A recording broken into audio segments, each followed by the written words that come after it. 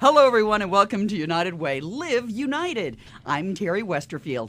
And joining me today, I am so proud to have two good friends in. I want to welcome to the program Mary Claire Landry, who is the Executive Director of New Orleans Family Justice Center. Welcome, Mary Claire. Thank you, Terry. I appreciate you having me back. Oh, it's always wonderful to have you here. And here is someone else, Charmaine Cassiope, Executive Vice President and Chief Operating Officer for United Way of Southeast Louisiana. Welcome, Charmaine.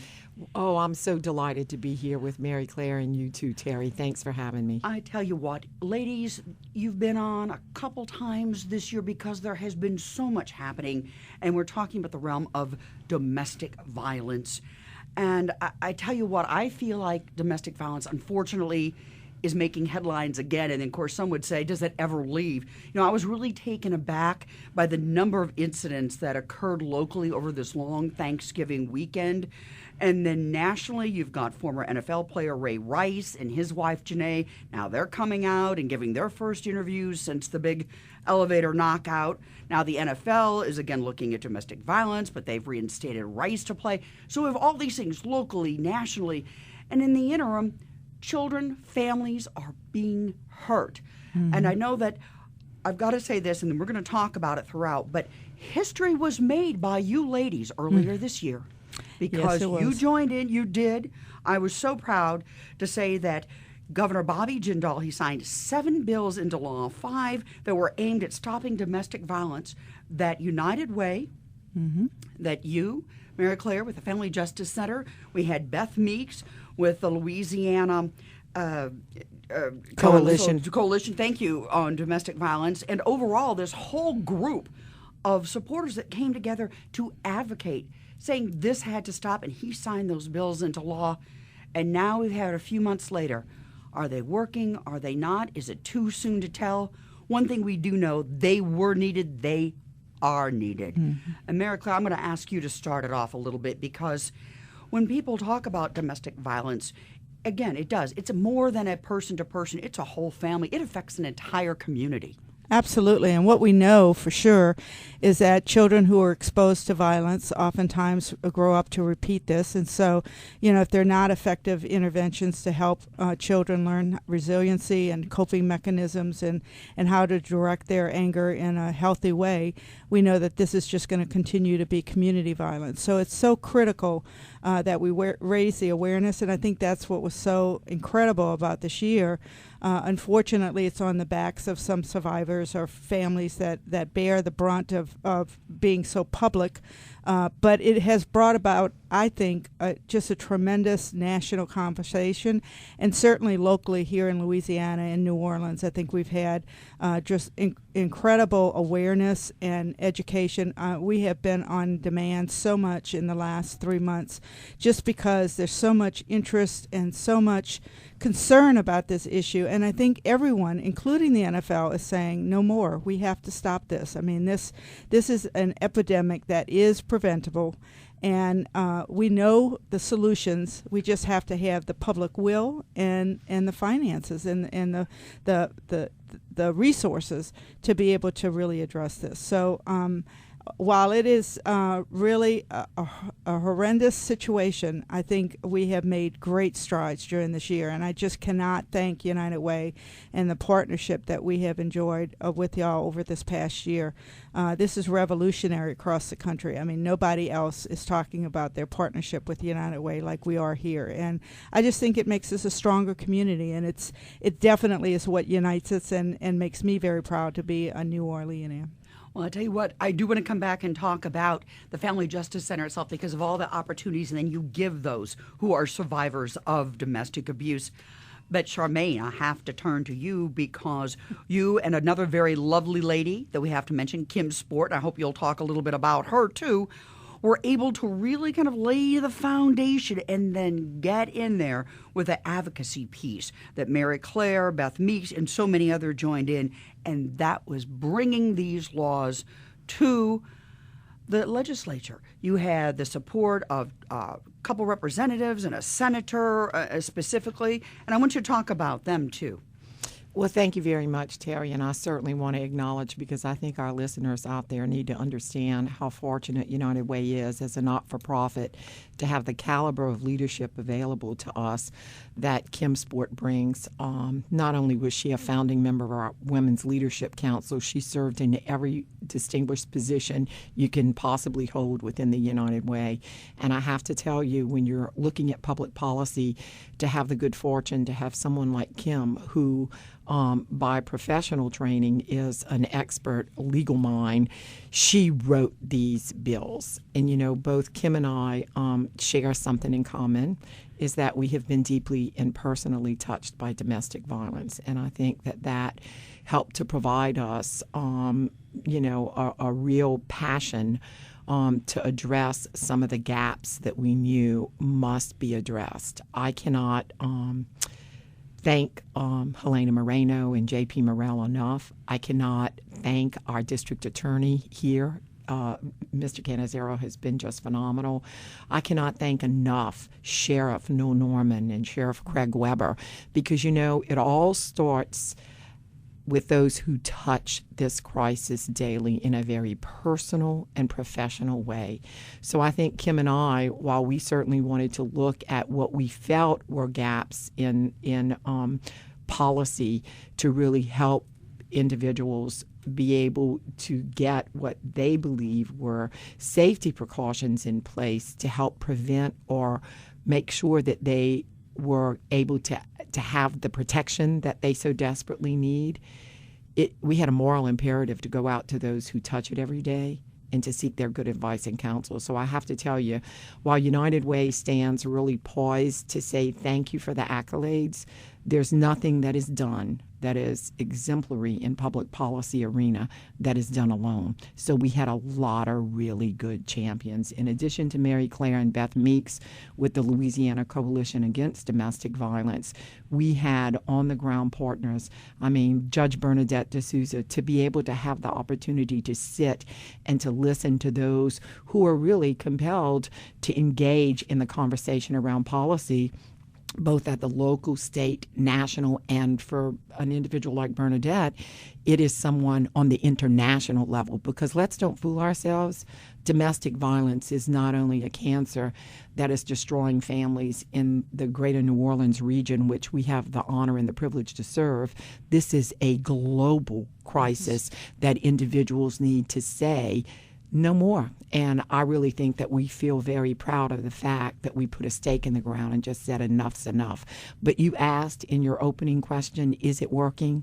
I can tell you what, I've never been so proud in my whole life than immediately following the signing of these bills becoming law in August to have received an email from Sheriff Craig Weber that was so heartfelt, because he said, if you do not think that what your hard work did made a difference, I'm here to tell you that you averted a fatal crisis today, because we were able to confiscate innocent guns that could have potentially been used. And, we just can't tolerate that. Life is precious, and we cannot tolerate, because while we all support individuals having access and we support the Second Amendment, we must address that there are some individuals among us who, when they're going through this kind of hostility, should not have access to a weapon. And we were talking about this, Mary Claire, you and I, the other day, too, and I asked you if you would come on the show, that it seems that domestic violence can escalate during certain periods, and where it's supposed to be a joyous season now, but sometimes celebrations involve alcohol, or others may celebrate, unfortunately, using drugs and things, and not everyone is happy, people are depressed, and then it begins this vicious cycle. And we're seeing more of that already. Absolutely. One of the things that we've known for a long time is that holidays and any time when families are getting together where there are distressed families, this puts additional burdens and stress on the families who are not functioning very well or very healthily. So we know that it's a time that our crisis line gets extraordinary number of calls.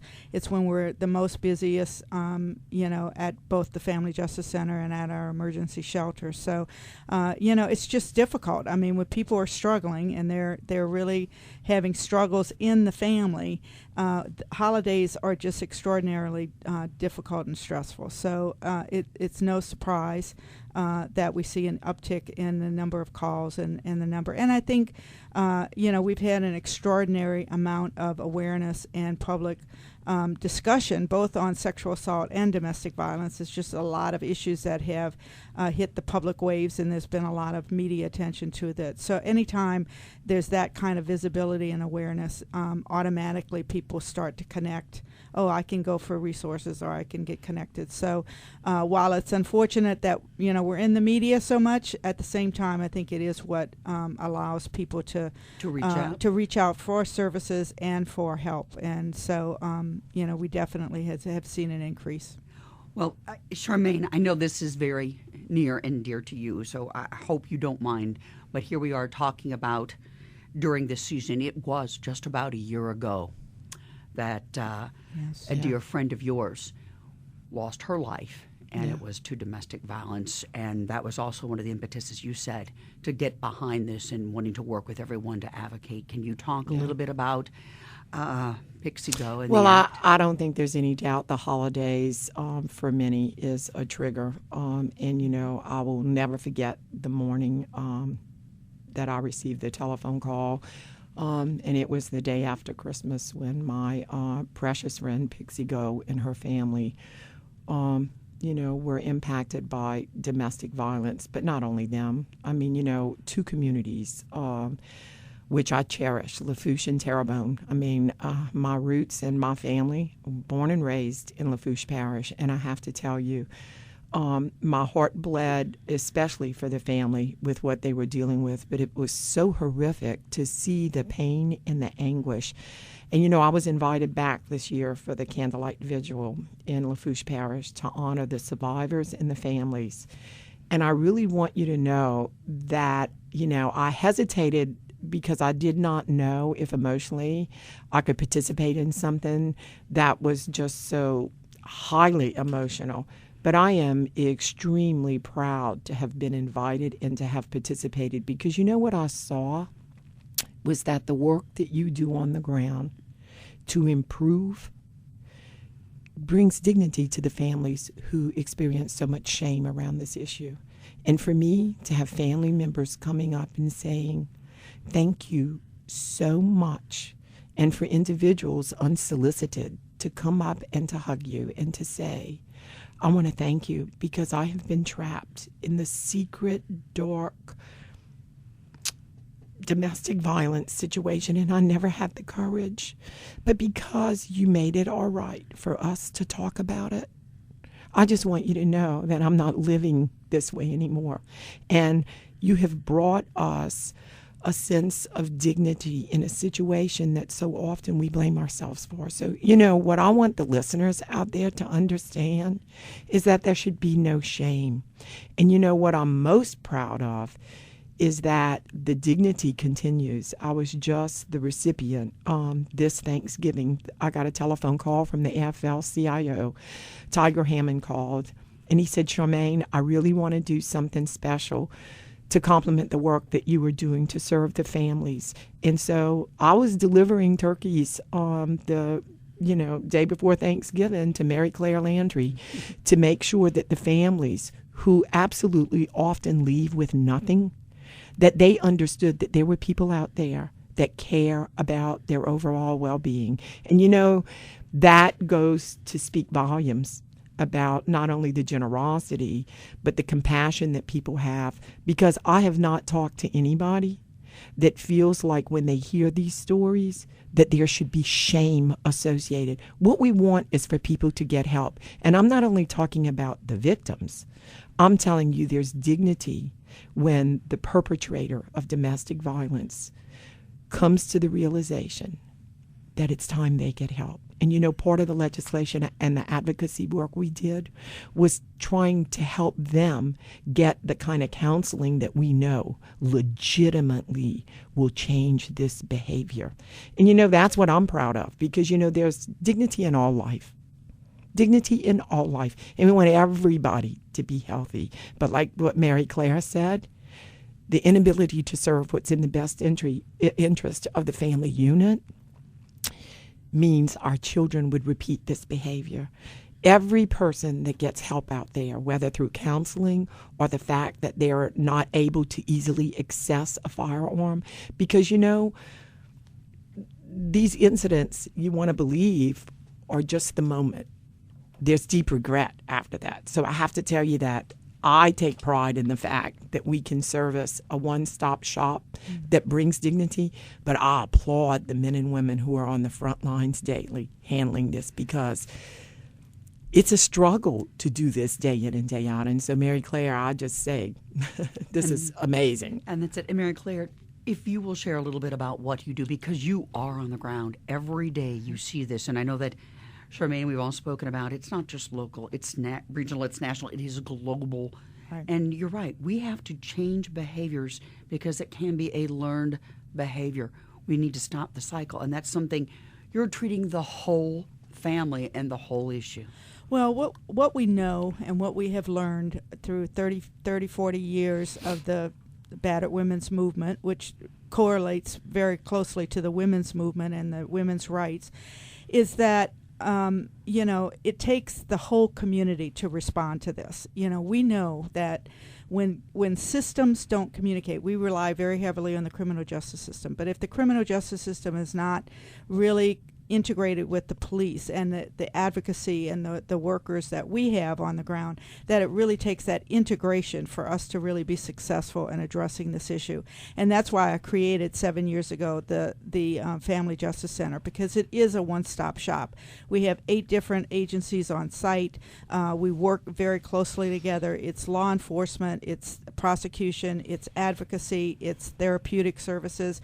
It's all of those, because it's in the gaps. It's when people stay in their silos and don't work and integrate with one another, that's when families get hurt and when they get killed. And so it's critical that we communicate with one another, that we work with one another, and it takes all of us together to address this. This is a very complicated issue. Not one system can really address this, so it really takes all of us together. And so I love this model because, you know, it's not just, you know, the Family Justice Center or the shelter, you know, and we serve over 1,200 victims a year. So our capacity to serve so many more victims and to really interface with them earlier on. I mean, it's one thing to get them with the broken bones and the bruises and the black eyes and after the strangulation and the choking, but we're trying to get further up the stream. We got to get it. We got to get to these kids. We have to provide interventions at the first moment they're going to reach out for help, and so that we can really get them connected to the services. And so that's what we're trying to do. We really want to start preventing this from happening, not just be responding to it in crisis. And so we're looking at all kinds of issues. We have education, vocational training, transitional housing, permanent supportive housing. We really want to try to get these families so that they can be as independent and violence-free as possible. And I applaud Charmaine to talk about the perpetrator, because we all know these perpetrators are hurting as well. They don't just become monsters overnight. You know, these are men primarily. I mean, there are women.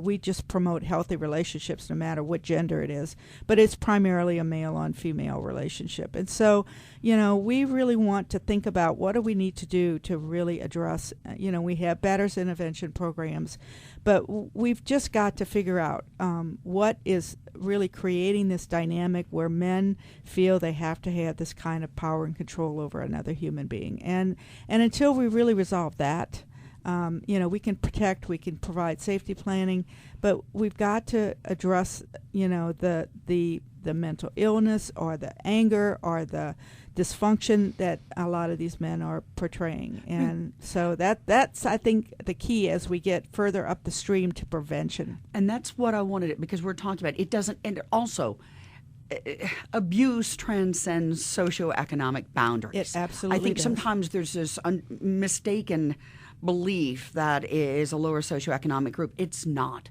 Right. In fact, I think we all know of other women who have suffered at the hands of some very well-known and well-off men.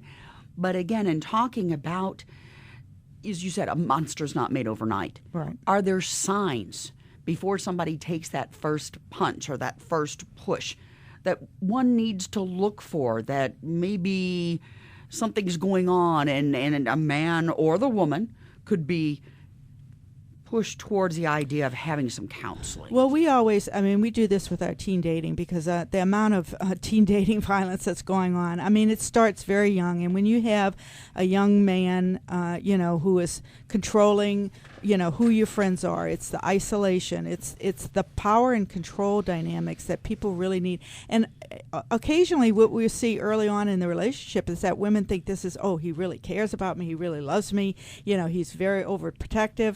And in some cases that may be healthy, in some cases it's really a red flag. So again, we want independence in relationships, we want equality in relationships.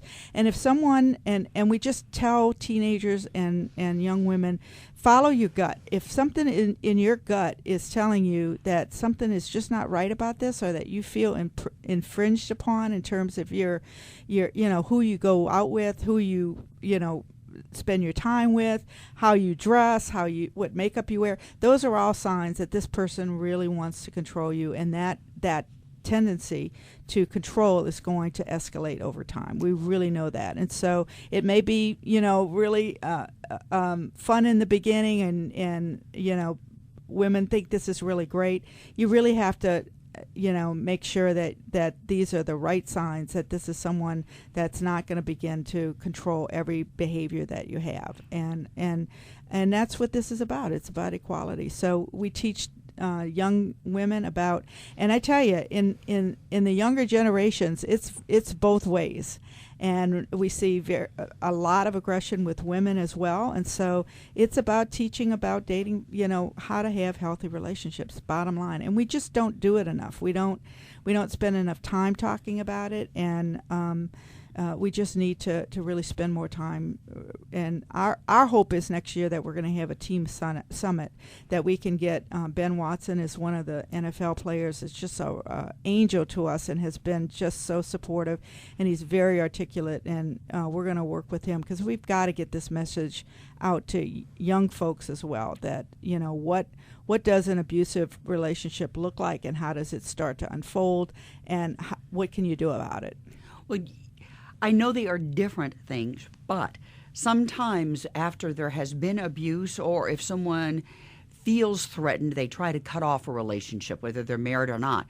And sometimes then that abuser or would-be abuser becomes a stalker. Right. And Charmaine, or please weigh in, if you will, Mary Claire, but some of the laws that you work so diligently for and that Governor Jindal signed into law, they deal with a little bit about that time after you leave. And that's very important, because that's sometimes when, again, that abuser or would-be abuser is the most dangerous. That's absolutely correct. We know that it's the first year in leaving an abusive relationship that really puts the survivor and the family in most harm, because the ante is raised, in a sense. He's beginning to lose control and lose the power, and so when she begins to make those efforts to leave, and so those are the times that it's critical that we be involved and help her with the safety planning, and really make sure that she's thought through, how she's going to be leaving and what resources she needs to put in place. But yes, there is a law that we pass. Now, someone who's in an abusive relationship can terminate the marriage within, and does not have to wait for the 6 months. And this is critical for victims who know they want to leave. There are many that continue and vacillate in terms of when they're leaving. But for those who really know, I want to get out of this relationship, I've had enough, I want to separate, I want to make myself safe, having that immediate divorce is critical, because especially if you have kids and you're dealing with custody issues, you don't want that to drag on for 6 months, because that's just really putting the family in more danger. So we have used that law substantially. We have been filing immediate divorces, and so I think that is something that will save lives and is saving lives. And we just want to minimize the amount of contact that she has to have and forced to have. And we certainly don't want the court system to be mandating that they have more contact than is really what we think is healthy. And I imagine, Charmaine, when you were all at the legislature earlier this year, getting these messages through, it can be difficult to navigate through that public policy system and trying to gain the understanding and support of the various lawmakers. Well, I tell you what, Terry, that's why we spent so much work along with our communications department to really establish a facts base. Well, I call it the documentary for Louisiana, because we really needed to archive and put a face on this. But more importantly, we really need to expand understanding about what is domestic violence. I think it's important to note that one of the pieces of legislation that were passed is the Courage Helena put forth in establishing the Domestic Violence Prevention Commission. And I have to tell you that we're honored to serve on that and to have been appointed. We will be providing the legislator a full report on February the 1st. And so we have been meeting regularly in Baton Rouge. I'm pleased to say that Kim Sport shares that commission. And so we're in the process of making sure that that report continues to expand not only the knowledge, but there's no consistency, for example, in the definition of domestic violence. We need to better educate individuals so that we're all speaking the same language and that they understand what that definition is. That's one example. But I really think the work of the commission, which is strongly bipartisan, which is really reflective of the entire state, is really going to allow us to not be reactive, but proactive. In fact, we're going to be meeting again as a commission on December the 8th. And we have housing experts that are coming in. We have Appleseed coming in. These are entities that are doing a lot of work, with survivors and their families, and are certainly feeling like they have input. And I would tell all your listeners, these commission meetings are not closed to the public. Anyone that has an interest can simply go to the Department of Children and Family Services website. They actually staff us and find out, or come to the United Way website, and they can certainly participate and listen, and they can actually request providing testimony to the commission. This is certainly a commission that's working in the best interest of anybody that has at their core a commitment to really want to become engaged in this critical issue. And I know that's so important to you, Mary Claire, is you want to be this one-stop shop. And I remember for the many years that I was a journalist and I would interview women that had left, sometimes, as you said, in the middle of the night, a car, children in pajamas, just gone. They had nothing. And the reason they waited so long is because they felt they couldn't leave because they lacked the job skills or just simple things that they needed to do. And I know that is one of the focus that you have also at the Family Justice Center. Absolutely. We have to give tools and resources to victims. It's one, everybody says, well, why didn't you just leave? But that's a very complicated situation. And what we know to be true, you mentioned the stalking. Even when they do try to leave, several times, it's very complicated because they're stalked or they're followed or, it just is not as easy as what we make it out to be. And we know that, especially for those that are dealing in poverty, the cross-section of poverty, race, and trauma and violence is, just creates so many barriers for a lot of these families. Mary Claire and Charmaine, we are just about out of time. I can't believe it. I know it goes by quickly. And so you will both be coming back, correct? Sure. But Mary Claire, please give a website, a phone number, what you want our listeners to take away today. And if they need help or suspect someone they know needs your services, what should they do? Who Absolutely. should they call? Our website, w.nofjc. And the crisis number, which we man 24 hours, or womanize, I guess I should say, we man 24 hours a day, 365 days a year. So there was always on the other end, and that number is 866-9554.